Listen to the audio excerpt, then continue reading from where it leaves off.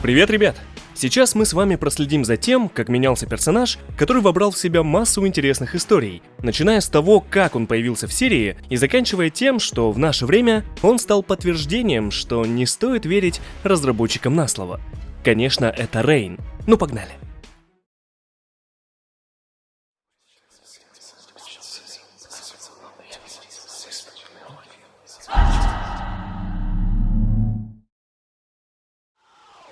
Фанаты любят Рейна не меньше остальных цветных ниндзя, вроде Рептилии, Смоука и Эрмака. Правда, в играх он появляется далеко не так часто, последние 2 раза только в качестве DLC.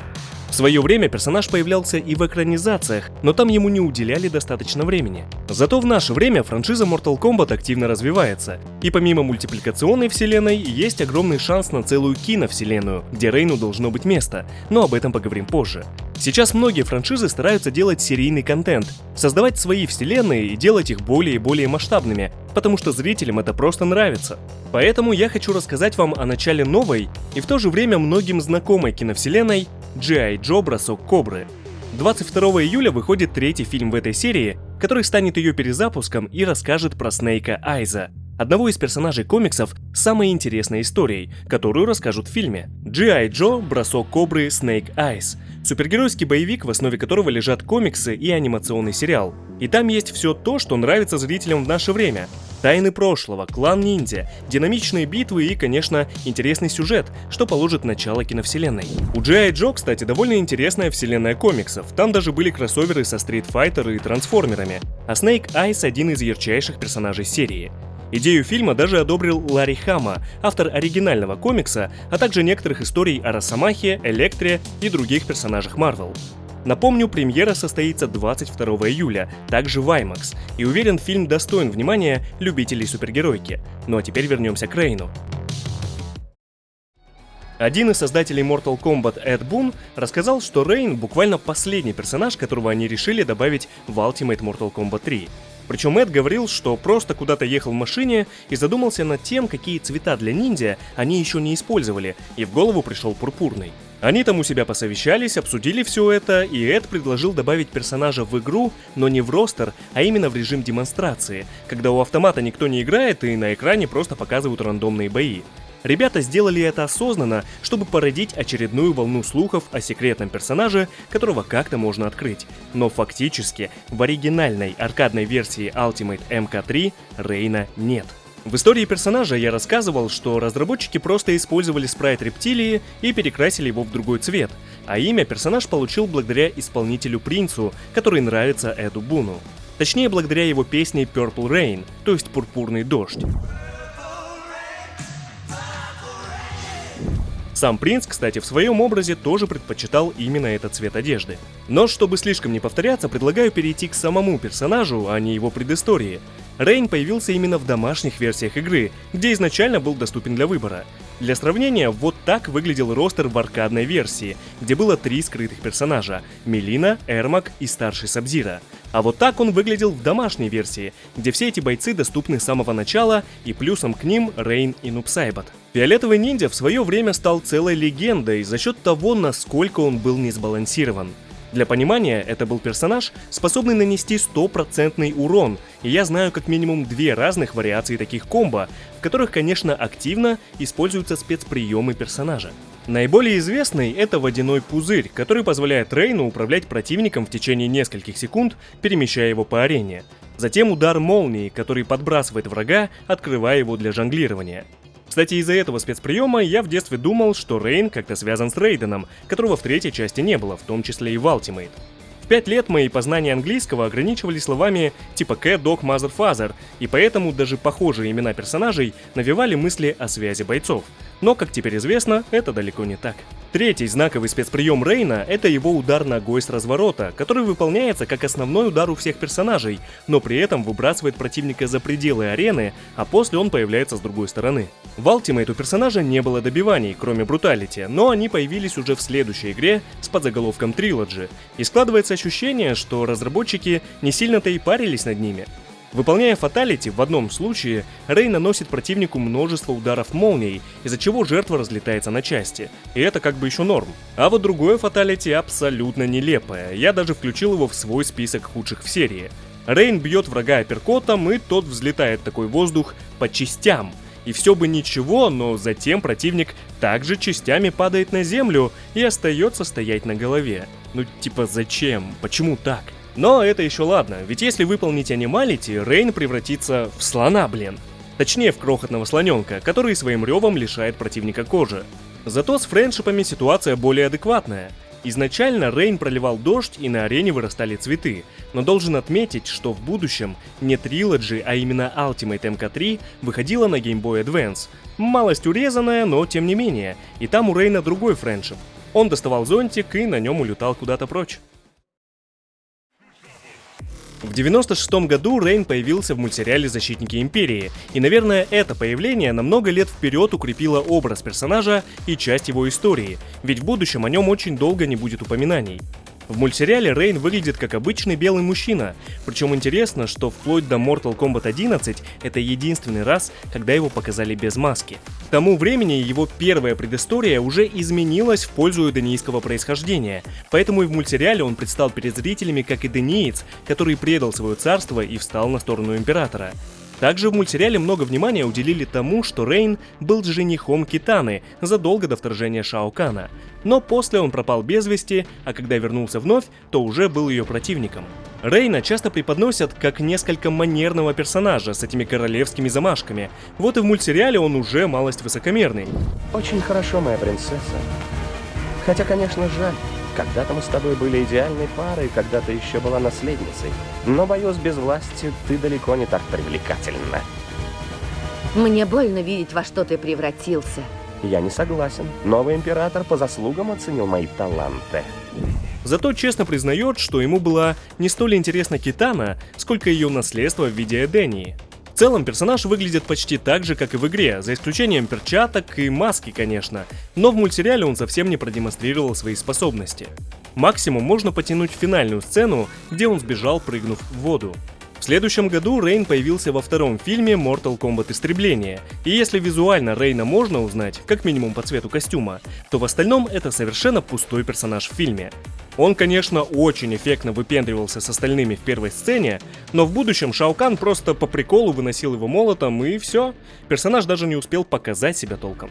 Зато сериал «Завоевание», вышедший в следующем году, пожалуй, продемонстрировал нам лучшего Рейна вплоть до выхода игр новой хронологии. Во-первых, он выглядит как классический ниндзя, что в то время было стандартным образом персонажа. Во-вторых, сцены его битвы с Кун Лао, а затем и Сиро, признаны одними из лучших в сериале. Интересно, что во время первого поединка даже присутствует эффект молнии над ареной, и это выглядит вполне уместно, учитывая способности персонажа. Правда, немного бьет по глазам, ну да ладно. Рейн, кстати, воспользовался своей способностью бить молнией, и ему даже почти удалось победить Кун Лао, но вовремя прибыли друзья монаха, и Рейн был вынужден сбежать, так как до этого Кун Лао сильно его ранил, скорее всего сломал ногу, и с 3 он бы точно не справился. За ним отправился Сиро, и произошел второй поединок, но и в этот раз вмешалась Китана, которая обратила Рейна в бегство. Кстати, в сериале она также рассказывает, что когда-то они с Рейном были близки. Учитывая, что Эд Бун принимал активное участие в создании этого сериала и мультсериала, очевидно, что тогда, в 90-х, у них были планы на связь Китаны и Рейна, но в играх серии этого так и не случилось. К событиям 7-й части с подзаголовком «Армагеддон» Рейн узнал, что он не просто эдениец, а самый настоящий полубог, сын бога-защитника Эдении Аргуса. Поэтому он стал называть себя принцем Эдении, таким образом возводя в абсолют отсылку на песню 80-х. То есть по-английски его можно было смело называть «Принц Purple Rain». Во времена постклассики внешность персонажей ниндзя пытались сделать максимально разнообразной, чтобы Мидвей перестали обвинять в банальной перекраске спрайтов, да и возможность появилась. Таким образом, кардинально изменились, например, Рептилия и Эрмак. Вот и Рейн, получив новый титул, обзавелся нарядом, подобающим принцу. Да и согласно кат-сцене с его появлением в сюжете, высокомерие персонажу было не занимать. И если основной костюм был куда более королевским, то вот альтернативный уже оказался ближе к классике. Рейн избавился от накидки, но на голове сохранил элемент маски в виде короны или чего-то наподобие. Также оба костюма стали сочетать в себе не только фиолетовый и черный цвета, как раньше, а теперь и золотой. По части спецприемов это был немного другой персонаж, но все еще узнаваемый. Например, он больше не мог управлять противником с помощью воды и наносить свой коронный удар ногой с разворота, но вместо этого его научили телепортироваться, выпаду ногами вперед, а также атаковать противника струей воды. Интересно, что изначально, еще до выхода игры, Рейна изображали на рендерах с двумя кинжалами в руках, но в самой игре он использует совершенно другое оружие – меч Шторма. А вот его боевой стиль Ци Рен Мён достался ему от Тани, которая владела им в прошлой части Deception. Кстати, там Рейн тоже появлялся совсем ненадолго в режиме конквеста, и выглядел он так же, как и в Ultimate Mortal Kombat 3. Рейн стал одним из первых DLC-персонажей в серии, появившись в 9-й части Mortal Kombat, и в этот раз он сочетал в себе обе свои версии, из классики и постклассики. Во-первых, его внешность. Рейн выглядит скорее как узнаваемый цветной ниндзя, но в костюме сохранились золотые элементы, а также маска не прилегала плотно к лицу. Во-вторых, персонаж использует лучшие спецприемы из обоих появлений, плюс пару новых. Вернулся водяной пузырь и удар ногой с разворота, которые отлично работают в двухмерном пространстве. Также телепорт и аква-всплеск из Армагеддона никуда не делись. Из новых способностей появилась возможность усилить Рейна на некоторое время, но взамен он не сможет блокировать атаки противника. Также появился удар гейзера. Рейн встает на руки и отталкивается от земли, нанося урон ногами в воздухе или всплеском воды на земле. Выполняя первое фаталити, Рейн создает водный пузырь вокруг головы противника, который после проникает внутрь и разносит жертву на части. Во втором фаталити тоже используется пузырь, только в этот раз он ломает ноги врага, а сам Рейн сносит ему голову мощной струей воды. Ну а если на нем провести бабалити, то он создаст у себя над головой тучу, прольется дождь, он упадет, начнет реветь, короче, все по классике. В 10-й части Рейна нет среди играбельных персонажей, но он встречается по сюжету в качестве противника, и благодаря нехитрым манипуляциям им можно поиграть в ПК-версии, заменив Рейном одну из вариаций другого персонажа. По движениям и спецприемам это ровно тот же боец, что и в 9-й части, а собственных добиваний у него попросту нет. Зато здесь снова изменилась внешность персонажа, и в этот раз ближе к Армагеддону, наверное. Еще стоит отметить, что в МКХ у Рейна необычный голос, он говорит с явными эффектами. Stopping a carriage is nothing. Killing an emperor False Emperor. requires power. Power you have, Melina. Хотя в прошлых частях Deception и Армагеддон, а также в следующей 11-й, у него вполне обычный голос. So it is true. Delia's son has returned to claim the prize and save the realms. Многие знают, что в свое время НРС утверждали, что DLC повторяться не будут, и если какой-то персонаж уже был дополнительным, то в будущем подобного не случится. Ну, как известно, это неправда, ведь в МК-11 Рейн снова стал DLC. В этот раз в его внешности, да и некоторых костюмах прослеживаются явные арабские мотивы, что ли, хотя есть классный костюм с капюшоном, да и основной в целом выглядит круто, снова баланс между цветным ниндзя и королевскими замашками. У Рейна кастомизируется наплечник, катар, который стал новым оружием персонажа, и, конечно, маска. От более или менее классических вариантов, вплоть до тех, что полностью закрывают лицо или вообще возможности снять ее. Кстати, в играх серии именно здесь впервые можно увидеть Рейна без маски. Арсенал спецприемов стал прежде невиданным. В качестве основного проджектайла используется именно катар, хотя можно использовать и пузырь. Также Рей научился сам кидаться на противника в виде пузыря и временно становиться неуязвимым, превращаясь в воду. Плюс появилась возможность пускать струю воды не только прямо, но и по горизонтали вверх. Самой яркой новой способностью стали квантовые разрезы, с которыми Рей носится по арене, и они, пожалуй, служат объяснением тому, откуда у него способность запускать противника через экран. То есть он создает что-то вроде порталов, которые используют в бою. Первое фаталити Рейна одно из моих любимых. Он пробивает противника водой, затем отсылается на группу Queen вместе с другими цветными ниндзя и в итоге теми же мощными струями воды разрезает врага. Выполняя второе фаталити, Рейн создает из воды что-то вроде циркулярной пилы и сначала режет противника поперек тела, а затем и вдоль, фактически разделяя его на 4 части.